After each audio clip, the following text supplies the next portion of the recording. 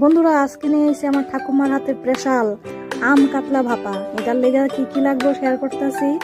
এই যে একটা গ্রেভির লেগে মশলা বানামু, সরষা, পেঁয়াজ কুচি, কাঁচা লঙ্কা, একটু লবণ দিয়ে একটা পেস্ট বানাই নেবো। মাছটার মধ্যে পেস্টটি দিয়ে দিমু হলুদ, লবণ আর একটা আম কাটা নিয়েছি ছোট ছোট করে, আর সঙ্গে দিয়ে দিমু সরষার তেল দিয়ে এবার তোমার হাতের যত ভালোবাসা আছে দিয়ে মাখতে থাকো সুন্দর করে মাখতে থাক।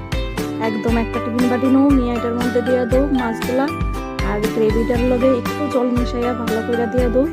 দিয়ে গার্নিশের লেগে আমি একটা দিয়ে দিলাম পাকা কাঁচা লঙ্কা, আর দিয়ে দিব 15 মিনিটের লেগা স্টিমে।